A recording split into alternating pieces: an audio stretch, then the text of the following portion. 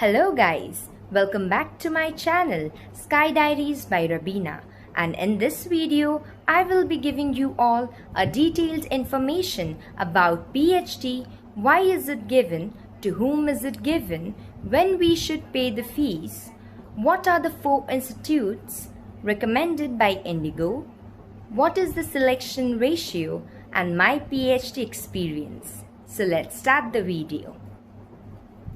So first of all, let's understand what is PhD. PhD is pre-hiring training, and it is given to those candidates who have the capability in themselves to become a crew, but they need a little bit more polishing, or they are lacking somewhere. That is the reason they have been given the PhD.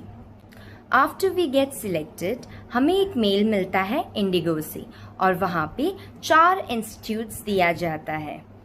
The 4 institutes are, the first one is NILDS, the second one is Inlingua, the third one is English for India and the fourth one is TNC.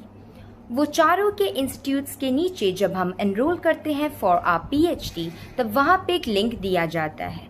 उस link के ऊपर click करने से हमें उसका reviews पता चलेगा and we can see all the reviews for each institute, और हम चूज कर सकते हैं कि हम कौन से इंस्टीट्यूट को अपना ट्रेनिंग पार्टनर एक्सेप्ट करके अपना PhD कंटिन्यू करने वाले हैं.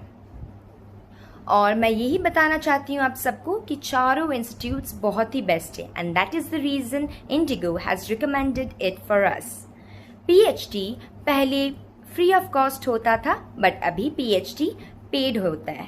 We need to pay for our PhD training, and PhD is for 2 types. One is for 22 days, which is 1 month PhD, and the other one is 44 days, which is 2 months PhD.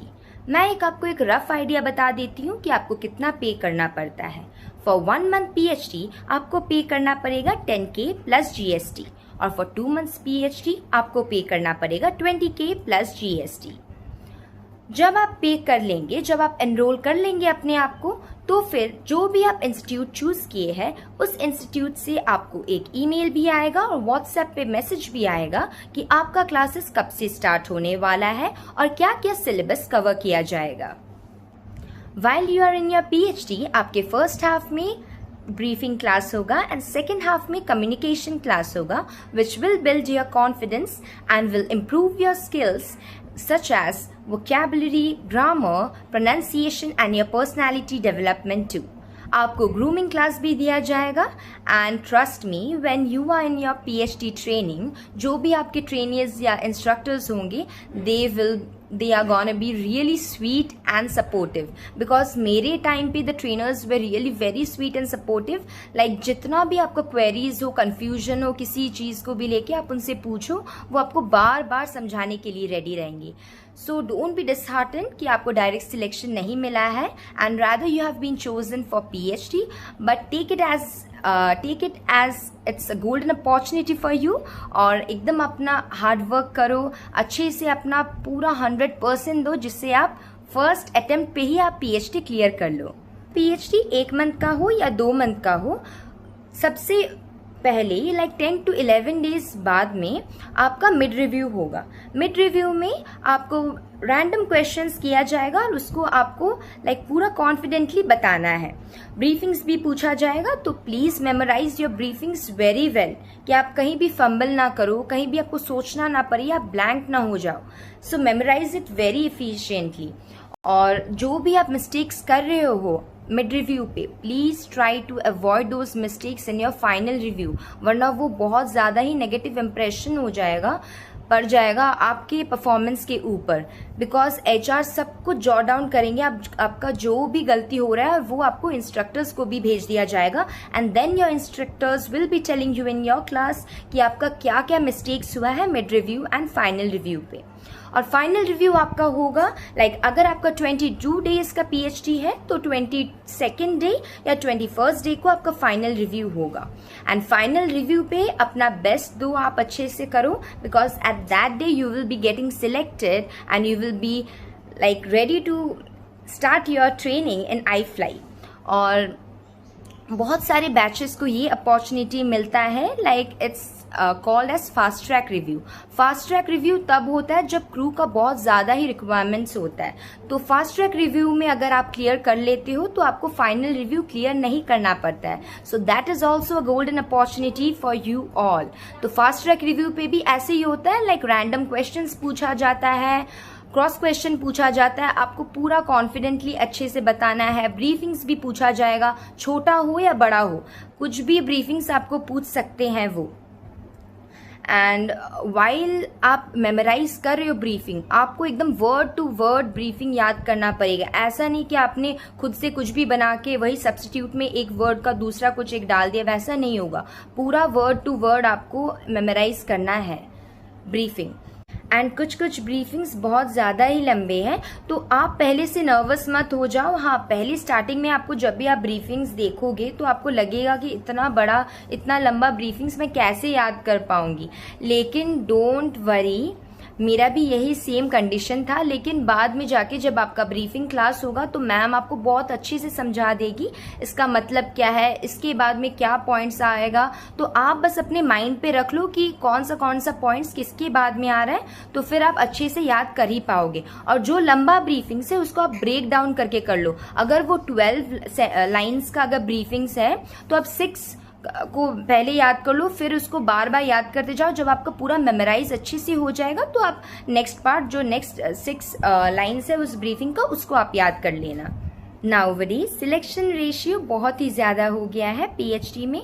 Most of the candidates clear कर ही लेते हैं, but 1-2 batches से ऐसे 1-2 candidates होते हैं जो अपने final review को क्लियर नहीं कर पाते हैं, बट फिर उन्हें चांसेस दिया जाता है 2 या 3 बार, जिससे वो अपना री रिव्यू क्लियर कर ही लेते हैं। सो डोंट बी अफ्रेड या डिसहार्टेंड अगर आप फाइनल रिव्यू नहीं क्लियर कर पा रहे हो, क्योंकि आपको फिर से चांसेस दिया जाता है टू क्लियर योर री review and get selected and get ready for your induction day in iFly।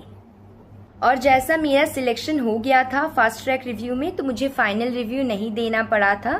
सो मुझे नहीं पता था ऐसे फास्ट ट्रैक रिव्यू होने वाला है, बिकॉज तब क्रू का इतना रिक्वायरमेंट्स नहीं था। स्टिल हमारे लिए फास्ट ट्रैक रिव्यू हो गया and I cleared it in my batch.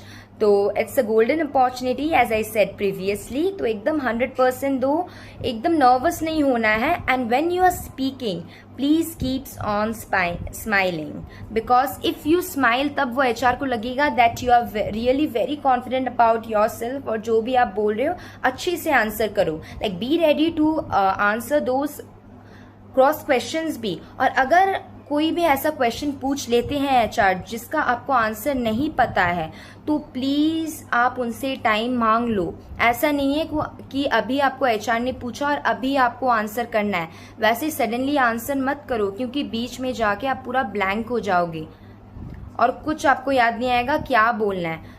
तो अगर आपको कुछ भी नहीं पता है उसके बारे में and you need time to frame the answer in your head, तो आप उनसे टाइम मांग लो। आप उनको बोलो एक्सक्यूज मी सर और ma'am, may I please take few minutes to fetch my thoughts. ऐसे आप पूछ लो उनसे, कोई नेगेटिव इम्प्रेशन नहीं पड़ने वाला है आपके परफॉर्मेंस पे।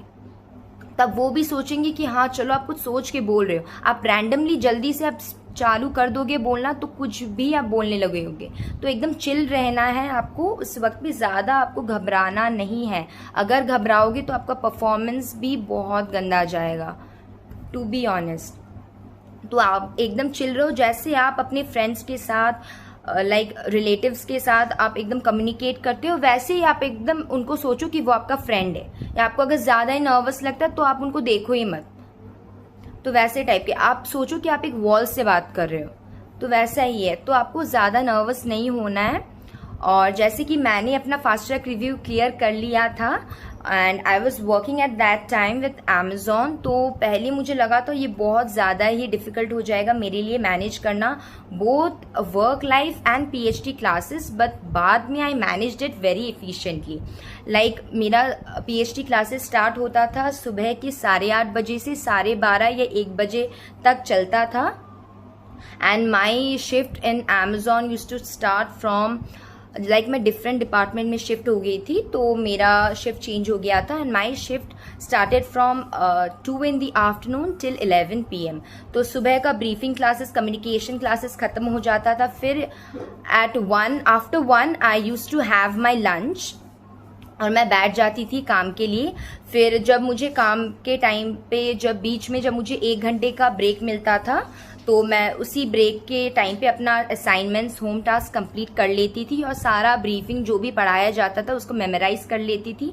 आई use to record myself and take any random topics and speak on it, because जब आप रिकॉर्ड करोगे तब आपको पता चलेगा कि वेयर यू आर लैकिंग, आप कहाँ मिस्टेक्स कर रहे हो, तो बाद में जाके वो try to avoid those mistakes which you are making, जिससे आपका जो कम्युनिकेशन है वो बहुत अच्छा हो जाएगा। It will improve a lot, your vocabulary, your pronunciation भी बहुत ज़्यादा इम्प्रूव हो जाएगा।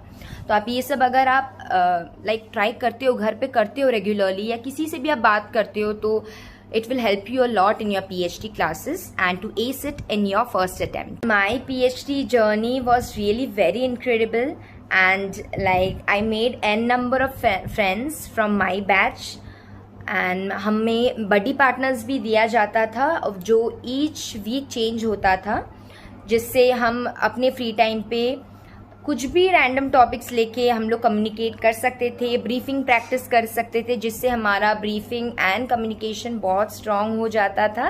And believe me guys, you will also ace it in your fast track review if you have been given that opportunity. या आप mid review और final review पे भी बहुत अच्छा परफॉर्मेंस कर लोगे अगर आप ये सब टास्क अच्छे से आप करोगे। जो भी आपको पढ़ाया जाता है आप उसी दिन याद कर लो, जिससे आपको बाद में जाके प्रॉब्लम नहीं होगा और आपको हेक्टिक भी फील नहीं होगा। So guys, this was all about my PhD journey and my experience. And last but not the least, I chose TNC as my training partner during my PhD. So मैं यही बोलूँगी कि आप अपना best दो and I wish all the future cabin crew aspirants the best of luck. जब मैं कर सकती हूँ तो आप क्यों नहीं कर सकते हो? And guys, if you find this video helpful, please don't forget to like, share and subscribe to my YouTube channel. Meet you guys in the next video. Till then, stay tuned. Bye-bye.